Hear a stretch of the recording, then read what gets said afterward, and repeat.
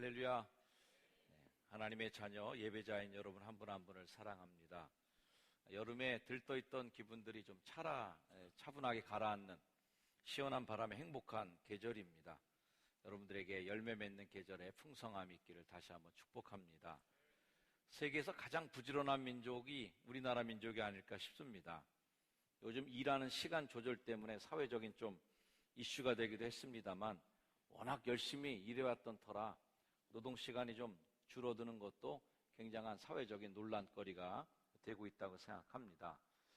선진국과 우리의 경제나 또 생활 형편을 비교할 수는 없겠지만 프랑스는 1936년에 주 40시간 노동을 사회 규제에 사회 제도화 시켰습니다. 독일은 1967년에 40시간, 일본은 1987년에 주 40시간 근무제가 실시가 됐습니다. 우리나라는 법정 근로시간 68시간에서 52시간으로 노동시간을 단축한 것도 굉장히 좀 논란이 됐는데요. 아마 또 우리랑은 많이 차이가 나는 것 같습니다. 우리나라는 부지런하지 않으면 살 수 없는 어떤 자연 환경을 갖고 있습니다. 추나 추동이 분명하기 때문에 봄, 여름에 열심히 일 안 하면 겨울에 굶어 죽기 딱 알맞은 곳입니다. 국토의 70%가 산이고 농경작지가 별로 없었고 그나마도 경작지들 중에 강원도 지역에는 맨 산간 지역이기 때문에 워낙 농지가 부족하고 터가 부족한 터라 열심히 일하지 않으면 혹독한 겨울을 날 수가 없어요. 그러다 보니까 아주 천성적으로 부지런한 게 몸에 밴 것 같습니다. 얼마 전에 제가 책 한 권을 읽었는데 책 제목이 하마터면 열심히 일할 뻔했다, 하마터면 열심히 살 뻔했다, 이런 책 제목입니다. 저도 책 제목이 처음 듣고 나서 좀 웃었습니다. 무거운 책은 아니라서 이제 손에 잡자마자 한 2시간 만에 그냥 읽어버렸던 책인데 열심히 이제 우리가 그동안 살았던 것에 대한 반성을 좀 담은 책이에요. 목적 중심의 삶, 일 중심의 삶, 나를 돌아볼 새도 없이 치열하게 살았던 우리들의 삶을 좀 반성해보게 만드는 책이 바로 이 책이었습니다.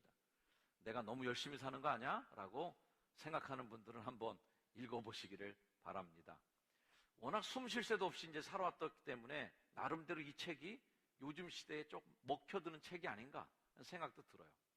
너무 힘들게 피곤하게 살았으니까. 그러나 한편은 또 이 책을 읽으면서 좀 엉뚱한 좀 상상이 좀 들어왔습니다. 우리나라 전 국민들이 이 책을 다 읽고 나서 정말 열심히 안 살면 어떡하지? 이런 생각이 들었어요. 정말 이 책을 다 전 국민이 다 읽고 은혜를 받고 그래, 정말 감동적이다, 이제부터 열심히 살지 말아야지 하는 마음으로 다 이제 게을르기로 작정하면 대한민국이 또 어떻게 될까 근데 걱정이 들기도 했습니다. 오늘 성경 말씀에 보면 포도원을 지나가는데 어떤 포도밭을 지나가는데 그 포도밭에 그냥 가시덤불이 전부 다 포도밭에 포도나무하고 가시덤불이 밟아 섞여 있는 거죠. 지면이 거친 풀로 덮였고 돌담은 다 무너져 있는 것을 본 거예요. 그러면서 내가 보고 생각이 깊었고 내가 보고 훈계를 받았노라. 그걸 보면서 생각을 하는 거예요. 이 지혜자가, 이 밭의 주인은 누굴까? 이 밭은 왜 이렇게 됐을까? 왜 이렇게 가시덤불이 온 밭을 다 덮어버렸을까? 이 담이 무너졌는데 누가 이걸 보수하나?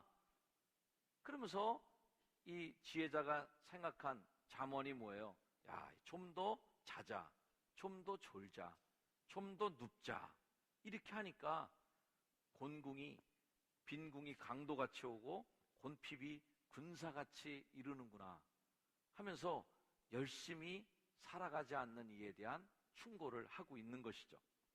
요즘에 삶의 질, 행복 추구에 대한 열망이 점점 높아지고 있기 때문에 좀 더 행복하게 살아야 된다, 너무 열심히 살지 말자고 하는 얘기가 나오고 있지만 그럼에도 불구하고 그동안 이 인류를 조금이라도 좀 잘 살게 만들어줬던, 오늘날의 인류가 한 걸음 더 앞으로 나갈 수 있도록 도와줬던 사람들은 대부분 열심히 치열하게 산 사람들이지 놀고 있다가 게으르게 살다가 우리 인류에 도움을 주거나 국가에 도움을 준 사람은 없다고 생각합니다. 복음의 지경을 넓히기 위해서 평생을 최선을 다해 살았던 사도 바울이 자신의 삶을 결단하잖아요. 내가 달려갈 길, 예수께 받은 사명, 하나님의 그 은혜의 복음을 증언하는 일을 마치는 데까지는 나의 생명을 조금도 귀한 것으로 여기지 않고 한 방울의 피, 한 방울의 땀까지도 다 내가 한번 쏟아 붓겠노라고 이렇게 각오하고 결단한 사람이 있었기 때문에 복음이 이렇게 전달된 거죠. 마치 예수님의 사도들 12명이 다 모여갖고, 야, 우리 책 읽었냐? 무슨 책? 하마터면 열심히 살 뻔했다. 이 책 읽었냐? 우리가 아무리 예수님께서 우리에게 사명을 주셨다 할더라도 이렇게 너무 열심히 살다가 우리의 행복은 어디로 가는 거냐? 십자가를 위해서 목숨까지 걸 필요 있겠냐? 좀 천천히 좀 살아야 되지 않겠냐? 그래서 우리의 행복도 중요하니까 사명의 십자가 지고 피를 토하고 쓰러질 필요 없다.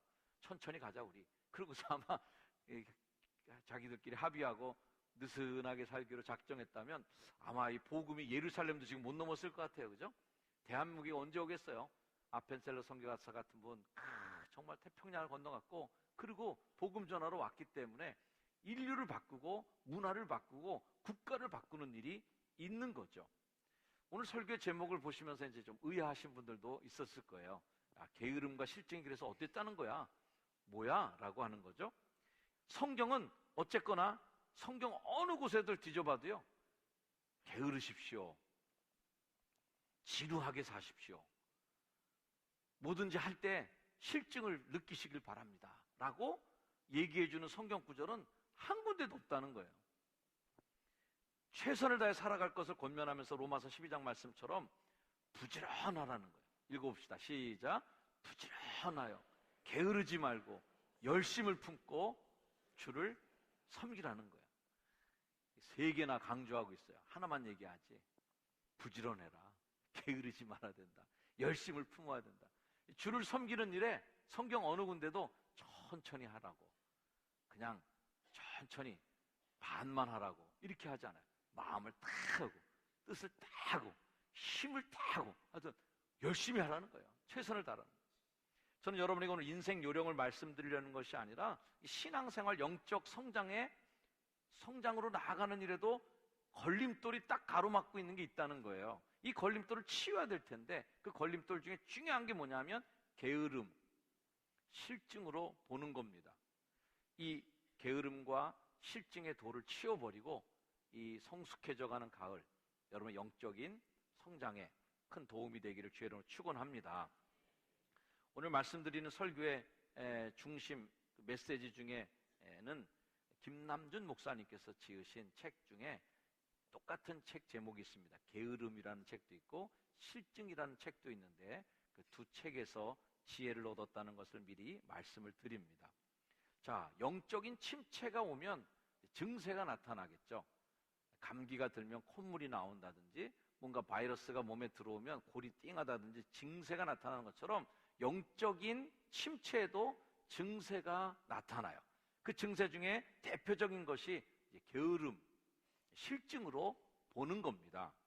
영적으로 깨어있으면 당연히 막 열정이 넘치겠죠. 에너지가 넘치죠. 그런데 영적으로 침체가 되면 모든 게 이제 귀찮아지기 시작하고 이런 경험들 아마 슬럼프에 대한 경험들 다 해보셨을 거예요. 아, 교회 가기 싫어. 전도사님 자꾸 전화 오는 거 싫어. 교회에서 뭐 자꾸 뭐 하자는 거 아우 싫어 하든 가기 싫어. 그냥 가만히 있으면 좋겠어. 의욕이 안 생기고 또 하긴 또 해. 체면이 있으니까. 아, 내가 그래도 적어도 교회 장로인데 권사인데 집사인데 하긴 해야 될 텐데 하긴 하는데 열심히 안 하죠. 신용은 하지. 체면이 있어야 되니까 신용하고 건성건성 신용만 하게 되는 거예요.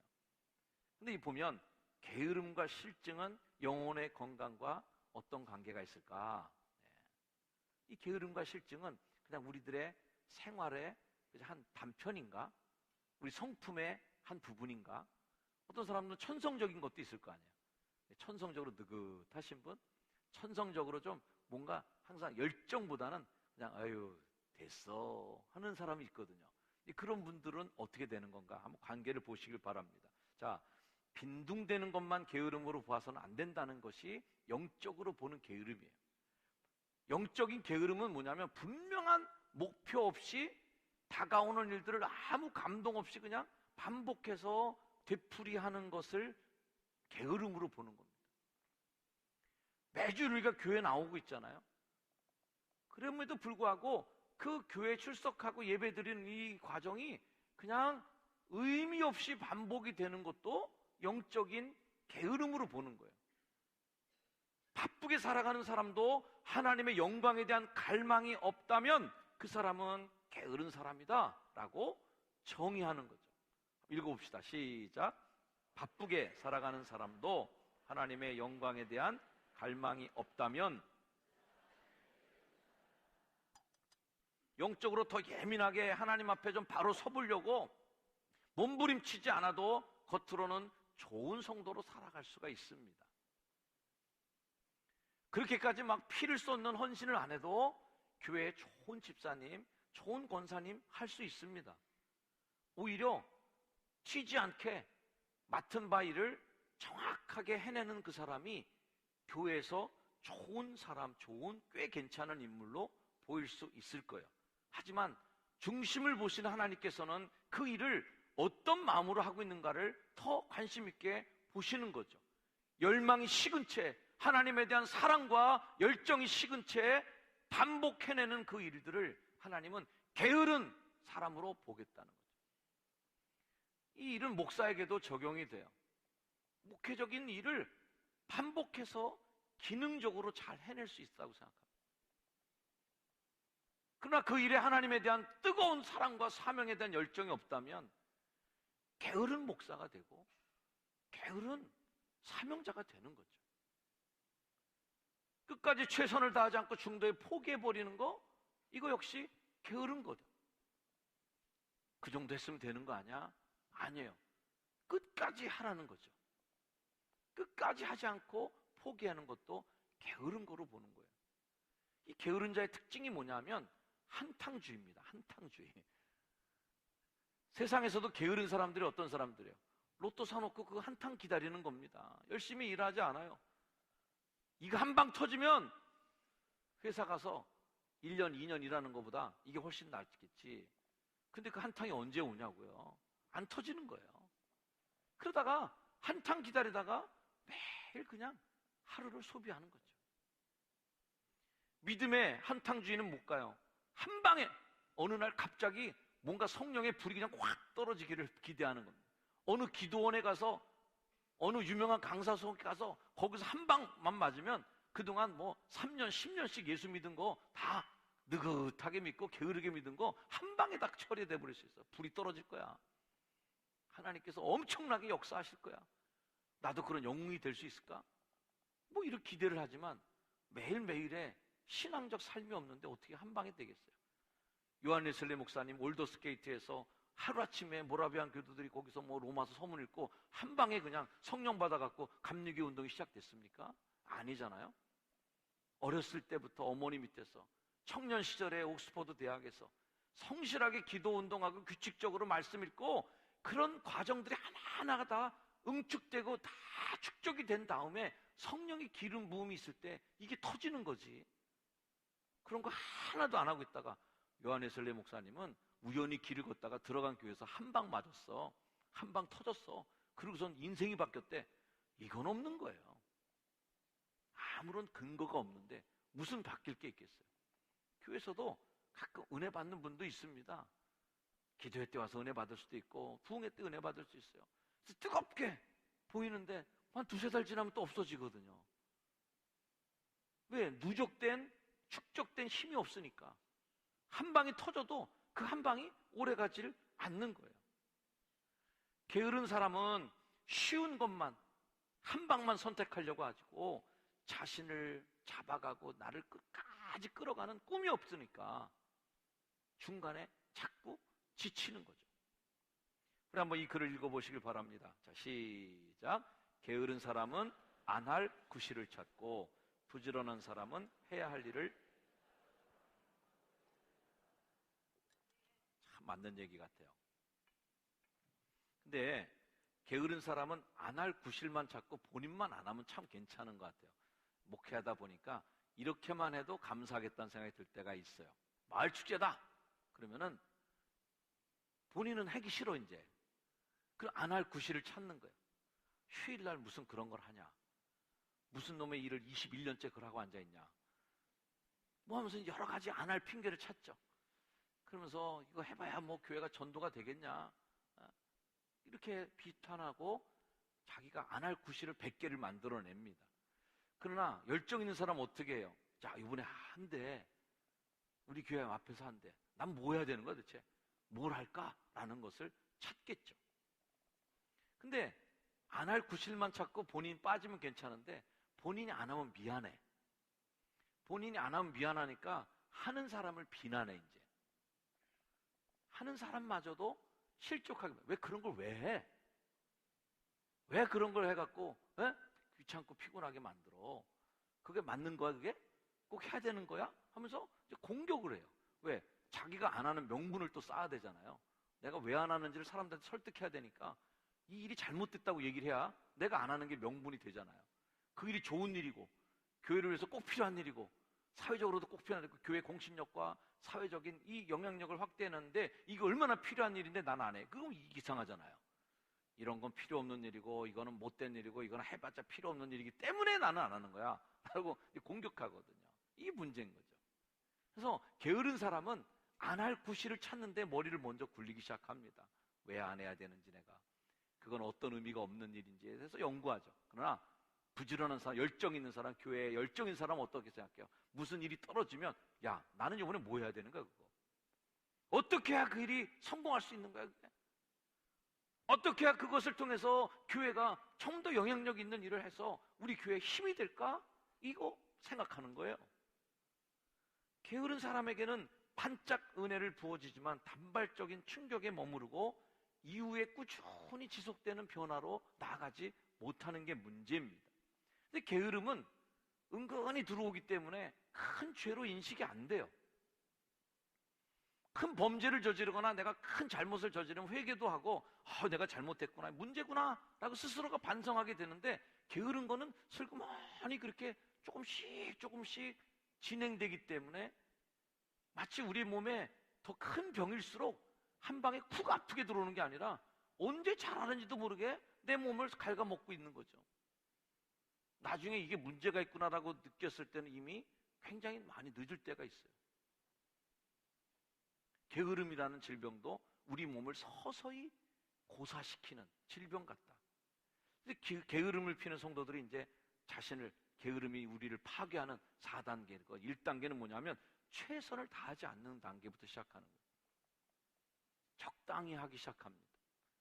두 번째 단계로는 의무를 버려요. 적당히 하다 보면 내가 뭐 석장 나 말고 할 사람 많이 있는 거 아닙니까? 이 꼭 내가 해야 됩니까? 이 교구장 역할 내가 꼭 해야 되는 겁니까? 뭐 이런 식으로 이제 의무를 지기 싫어해요. 교회 열심히 다닐게요. 예배는 열심히 드릴게요. 그렇게 해서 내가 가진 책임은 지지 않고 의무는 지지 않고 그냥 멤버로 있으려고 합니다. 그 다음에 그 빈자리를 뭘로 채우냐면 자신의 취미, 내가 좋아하는 거, 내가 하고 싶은 일을 채우면서 그 시간과 그 열정을 메꿔 나가고 소비합니다. 그러면서 비교에 빠져들죠. 남과 나를 비교하고 그러면서 스스로가 자기 자신을 자꾸만 낮춰놓게 됩니다. 결국 게으름이라는 것은 우리를 어디로 끌고 가는가?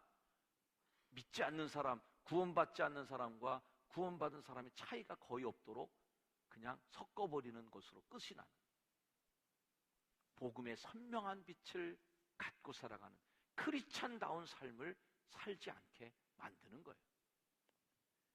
이 게으름의 열매가 뭐냐면 잠입니다. 잠.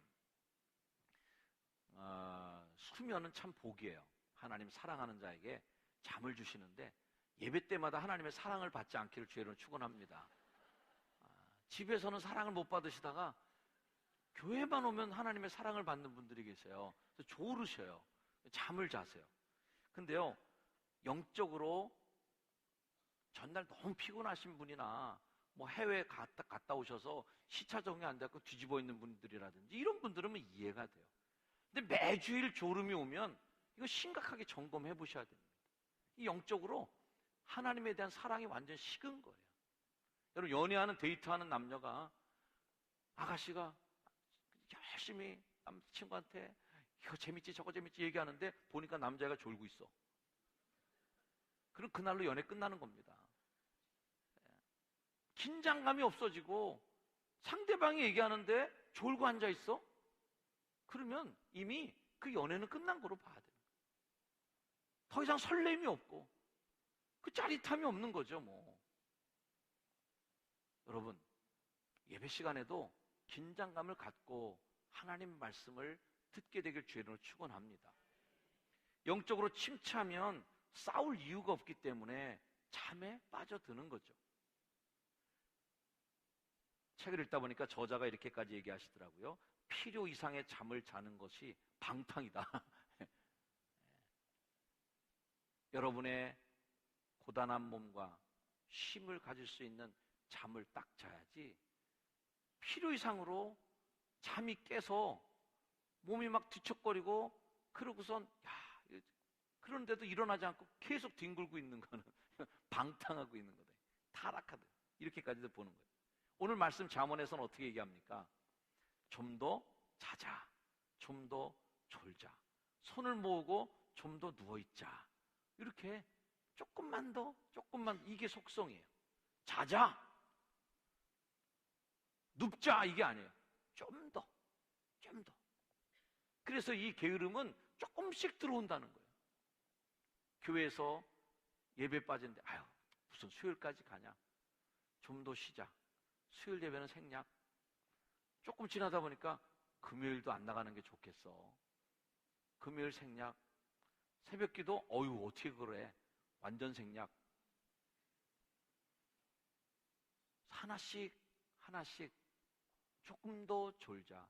좀 더 쉽게, 좀 더 안 하는 걸로, 좀 더 편한 걸로 이렇게 되는 게 이 게으름의 속성이라는 거예요. 한 방에 다 관두자 그러면은 신앙의 양심에 걸려서 못하잖아요. 어떻게 이걸 벗어나야 되는가 하면 가장 중요한 것은 따라합시다. 하나님의 사랑을 회복하자. 사랑을 회복하는 게 이 잠에서 깨어나는 거예요. 화들짝 놀라게 되고 가슴에 흥분이 되고 가슴에서 열정이 솟아나오는, 그게 있을 때 잠이 깨는 거죠. 영적인 게으름, 영적인 실증은 결국 하나님에 대한 권태다. 권태.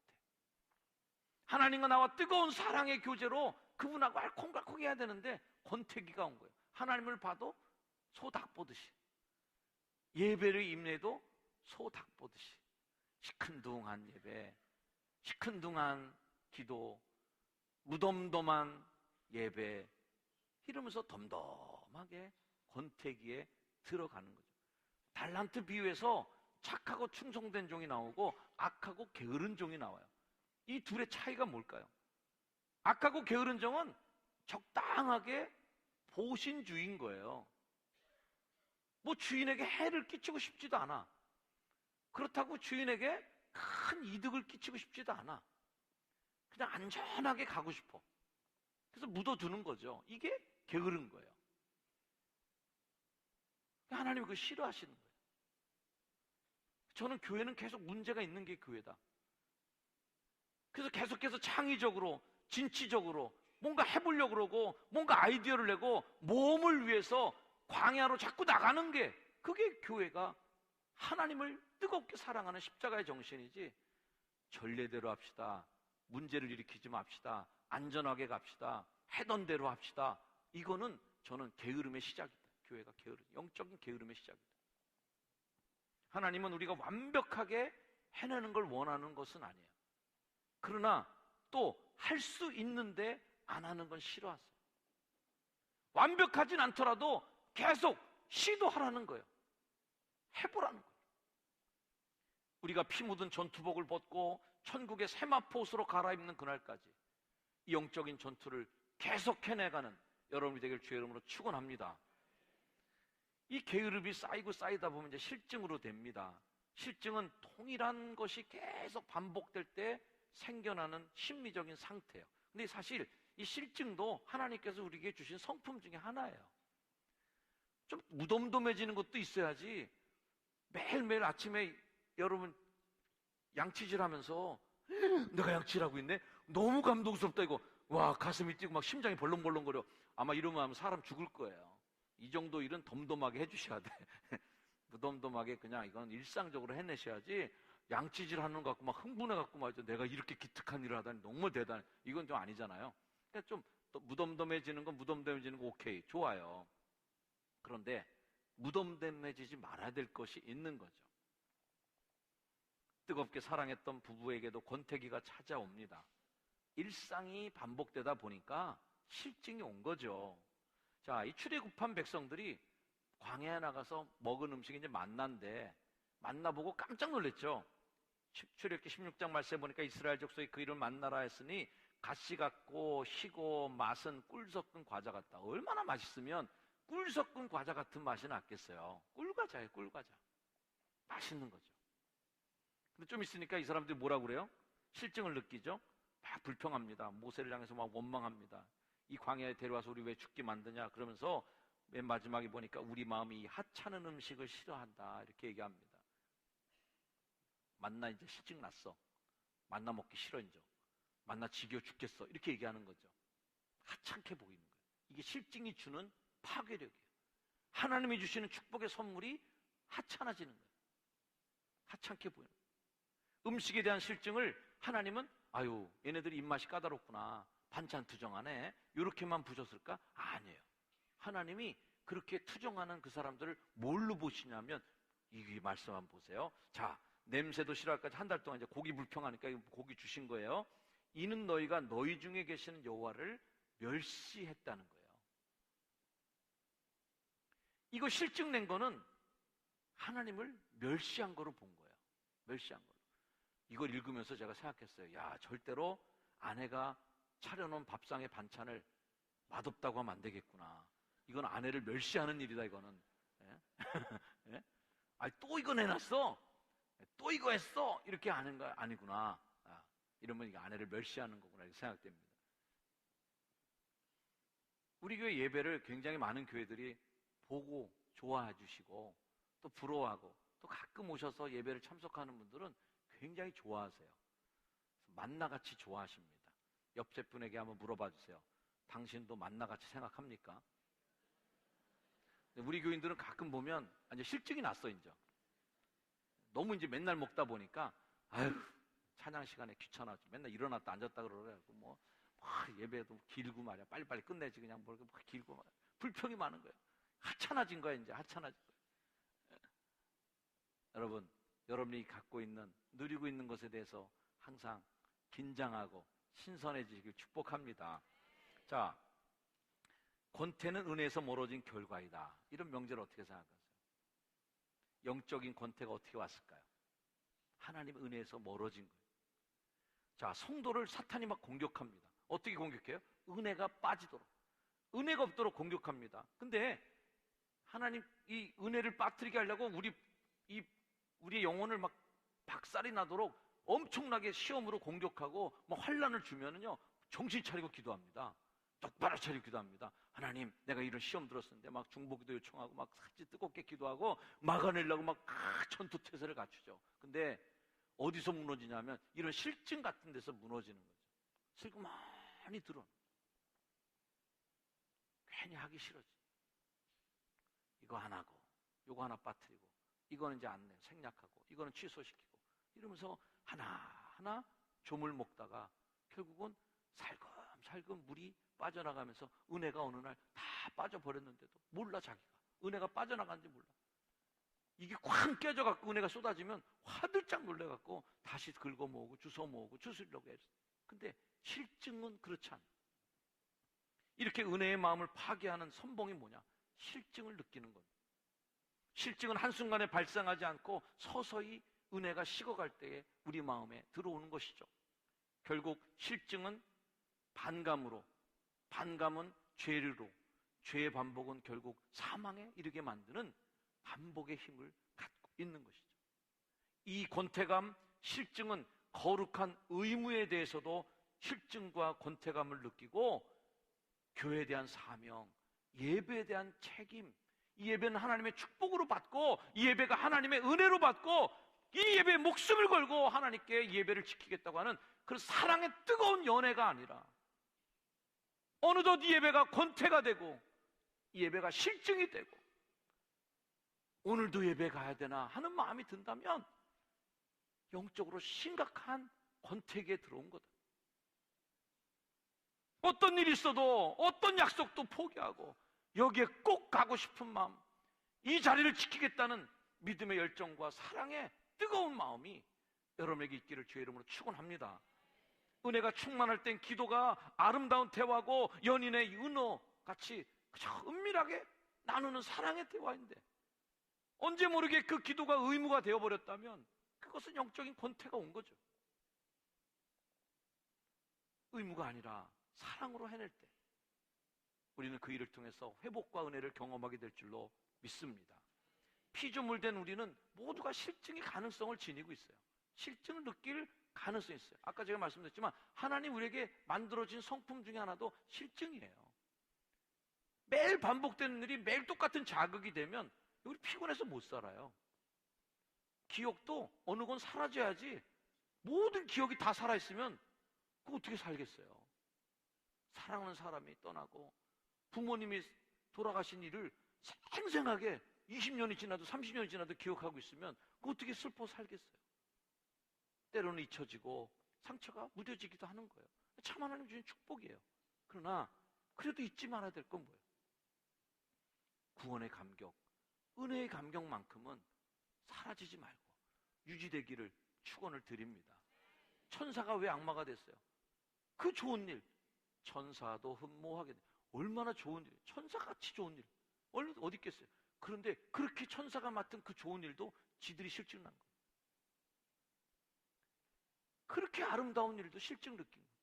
하나님께 반항하는 사탄이 되는 거죠. 우리 하나님 졸지도 않고 주무시지도 않는 분인데 왜 그렇게 실증이 없이 우리를 끝까지 보고 계실까요? 사랑하시기 때문에. 사랑은 권태를 느끼지 않는 것입니다. 하나님의 사랑. 그래서 신앙생활하면서 이렇게 결단하시길 바라요. 따라합시다. 나의 목표는 하나님께 사랑받는 것이다. 뜨겁게 사랑받고 뜨겁게 사랑하는 것. 그래서 실증으로 인해 분산된 우리의 마음을 다시 모을 때가 이때가 아닌가. 오로지 하나님께 마음을 직증에 심으면서 게으름을 벗어날 때가 아닌가. 여러분이 산만했던 여름 동안의 마음들을 다시 집중하고 게으름을 이겨내고 권태를 이겨내고 하나님께 집중하는 여름 되기를 축복합니다. 오늘 잠언의 말씀, 좀 더 자자, 좀 더 졸자, 좀 더 눕자, 인간의 기본 속성이에요. 그러나 우리는 말씀으로 다시 그것들을 이겨내야 돼요. 에베소의 말씀을 읽음으로 제 설교를 마치려고 합니다. 자, 에베소 5장 14절 말씀 한번 같이 읽어볼게요. 시작. 그러므로 이르시기를 잠자는 자여 깨어서 죽은 자들 가운데서 일어나라. 그리스도께서 너에게 비추이시리라 하셨느니라. 다시 한번 읽어봅니다. 시작. 그러므로 이르기를 잠자는 자여 깨어서 죽은 자들 가운데서 일어나라. 그리스도께서 너에게 비추어시라. 아멘. 잠자는 자여 깨어 일어나라. 여러분의 영혼이 깨어 일어나고 깨어 있는 영혼이 되기를 축원합니다. 기도하겠습니다. 하나님, 깨어 하나님 앞에 똑바로 설 수 있게 하여 주시고 게으름과 실증으로부터 벗어나게 하여 주시고 주일마다 설레는 마음으로 교회에 달려나오게 하여 주옵소서. 예배를 사모하는 마음이 지루해지지 않게 하여 주시고 늘 새록새록 하나님과 연애하는 마음으로 주일을 기다리며 또 기다리며 만날 날을 고대하는 연인의 마음으로 예배당을 달려오게 하여 주옵소서. 예배 때마다 하나님을 사모합니다. 떨림으로 주님 앞에 기도합니다. 금요 기도에 나와 하나님께 부르짖을 때마다 뜨거운 사랑의 교제를 느끼게 하여 주시고 말씀을 공부하는 수요일 시간, 주일 4부 예배까지도 하나님 함께 하셔서 모일 때마다 하나님 그 자리에서 하나님의 은혜를 경험하는 복된 성도들 되게 하옵소서. 예수님의 이름으로 기도드립니다. 아멘. 우리 다 일어나셔서 새벽부터 우리 힘차게 기쁨으로 단을 거둘 때까지 거두리로다, 거두리로다 열심히 열정적으로 살아가는 신앙을 고백하겠습니다. 찬양하겠습니다. 박수하면서.